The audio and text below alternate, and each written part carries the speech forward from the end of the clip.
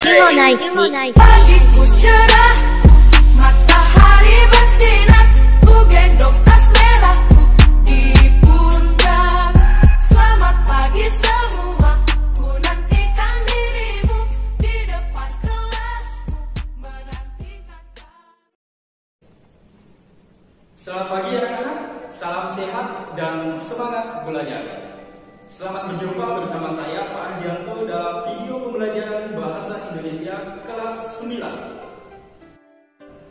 Pada kesempatan kali ini saya akan membahas materi Bahasa Indonesia tentang teks diskusi di semester genap pada kompetensi dasar 3.9, yaitu mengidentifikasi informasi teks diskusi berupa pendapat pro dan kontra dari permasalahan aktual yang dibaca dan didengar.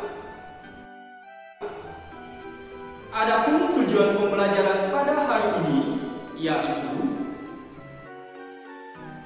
1. Mengetahui pengertian, ciri-ciri, fungsi, dan tujuan teks diskusi. 2. Mengidentifikasi atau mendata informasi teks diskusi berupa pendapat pro dan kontra dari permasalahan aktual yang dibaca dan didengar.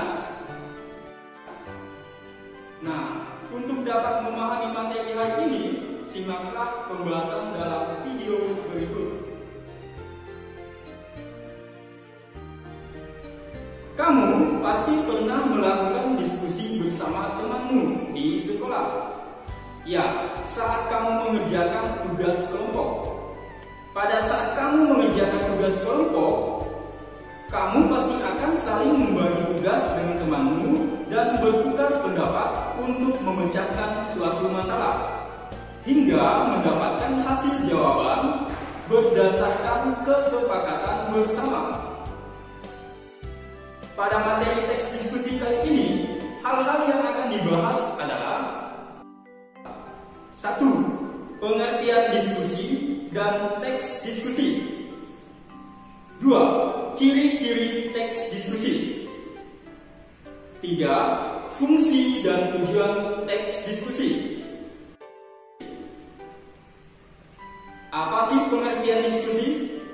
Menurut Kamus Besar Bahasa Indonesia, diskusi ialah sebuah pertemuan ilmiah untuk bertukar ilmu mengenai suatu masalah. Sedangkan pengertian teks diskusi ialah teks yang memberikan dua pendapat berbeda mengenai suatu hal, baik pendapat pro dan pendapat kontra. Selanjutnya, ciri-ciri teks diskusi. Sama dengan jenis teks yang lain, teks diskusi pun memiliki ciri-ciri, yaitu A. Strukturnya terdiri atas isu, argumen mendukung, argumen menentang, dan simpulan. B. Memuat informasi yang cenderung bersifat informatif argumentatif. C. Menerapkan unsur kebahasaan sebagai berikut. 1. Penggunaan kata hubung perlawanan seperti kata tetapi, namun, dan sedangkan. Contoh penggunaan kata hubung perlawanan pada kata namun. Mendaur ulang botol plastik bekas memiliki manfaat. Namun, untuk mendapatkan botol plastik bekas memerlukan waktu. 2. Pengaplikasian modalitas. Modalitas adalah kata yang mempunyai makna kemungkinan, keharusan, kenyataan, dan sebagainya yang dinyatakan dalam kalimat. Dalam bahasa Indonesia, modalitas dinyatakan dengan kata-kata seperti kata harus, akan, ingin, dan mungkin. Hal itu dapat dilihat pada contoh berikut. Mengingat bahaya sampah plastik, mulai sekarang masyarakat harus belajar menggunakan belanja ramah lingkungan. 3. Penerapan kohesi leksikal dan gramatikal.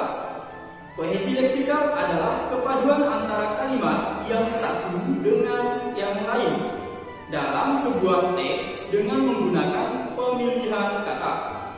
Kepaduan ini bisa dicapai melalui pengulangan kata, sinonim, antonim, dan hiponim. Contoh penerapan kohesi leksikal kepaduan yang dicapai menggunakan kata yang bersinonim pada kata efek dan dampak. Pada dasarnya, ponsel canggih memiliki efek positif bagi remaja. Dampak positif ponsel canggih bagi para remaja salah satunya adalah mereka dapat lebih mudah mendapatkan berbagai informasi yang menunjang pengetahuan mereka. Selanjutnya, fungsi dan tujuan teks diskusi. Kira-kira apa ya fungsi dan tujuan teks diskusi? Fungsi teks diskusi adalah media untuk melihat masalah dari berbagai perspektif sebelum membuat rekomendasi atau keputusan. Sedangkan tujuan teks diskusi adalah untuk memperoleh kesepakatan atau kesepahaman pendapat terhadap sebuah masalah. Nah, demikian tadi beberapa pembahasan tentang diskusi sudah dijelaskan. Sekarang adalah untuk mengetahui apa sih yang namanya pendapat pro dan kontra dalam teks diskusi. Seperti yang telah dijelaskan dalam pengertian teks diskusi, bahwa pendapat dalam diskusi dapat berupa pendapat yang mendukung atau yang disebut dengan pro dan pendapat menentang atau yang disebut dengan kontra. Apa itu pendapat pro? Pendapat pro adalah pendapat yang berisi pernyataan mendukung, reaksi yang baik, positif, atau setuju terhadap isu atau topik yang dibahas dalam teks diskusi. Sementara itu, pendapat kontra adalah pendapat yang berisi pernyataan berupa reaksi negatif, menentang, atau tidak setuju terhadap isu atau topik yang dibahas dalam teks diskusi. Pendapat pro dan kontra wajar terjadi karena tiap orang memiliki latar belakang yang berbeda-beda, baik cara berpikir, pendidikan, maupun sudut pandang, sehingga reaksi dan pendapatnya terhadap suatu hal juga berbeda. Sekarang, coba simak dan perhatikan teks diskusi yang dibacakan berikut ini. Baiklah, sebelum saya membacakan contoh teks diskusi berjudul Daur Ulang Botol Plastik, mohon untuk kalian perhatikan dan simak baik-baik. Pada bagian pertama, yaitu bagian isu. Botol plastik bekas biasanya kita buang karena tidak berguna lagi. Botol plastik bekas adalah bahan limbah anorganik yang sulit untuk terurai.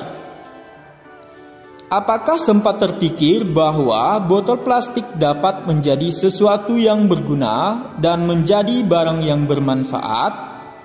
Kita bisa menyulap botol plastik bekas menjadi barang yang bermanfaat. Selanjutnya, pada bagian yang kedua, yaitu bagian argumen mendukung.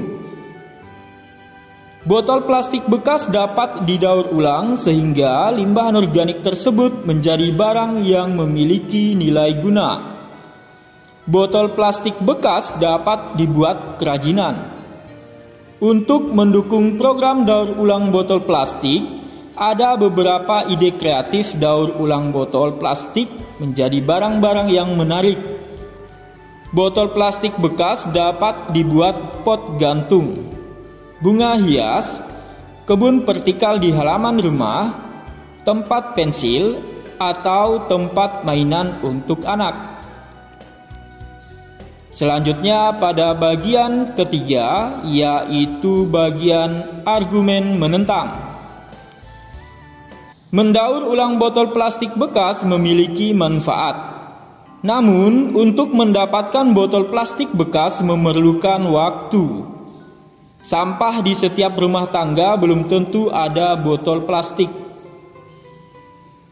Selanjutnya, pada bagian keempat atau pada bagian akhir, yaitu bagian simpulan. Ide mendaur ulang botol plastik bekas membuat orang lebih kreatif. Ide tersebut dapat diciptakan sendiri atau mengajak orang lain untuk ikut berkreativitas. Bayangkan jika limbah anorganik seperti botol plastik bekas kedepannya menjadi barang yang memiliki nilai guna, bahkan nilai jual lebih.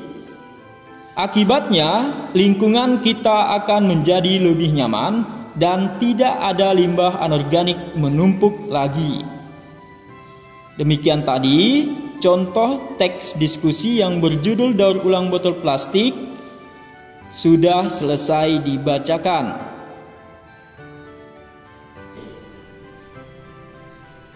Nah, dalam teks diskusi tersebut, kamu akan menemukan pendapat pro pada bagian argumentasi mendukung. Tepatnya pada kalimat yang digarisbawahi. Begitupun untuk pendapat kontra, dapat kamu temukan pada bagian argumentasi menentang dan pada bagian yang sudah digarisbawahi. Bagaimana? Sudah paham bukan? Dari materi yang sudah saya jelaskan, pastinya sudah tahu dong apa pengertian diskusi, ciri-ciri teks diskusi, serta fungsi dan tujuan teks diskusi. Semoga apa yang sudah saya jelaskan dapat bermanfaat. Salam sehat dan semangat belajar. Sampai jumpa di video pembelajaran selanjutnya.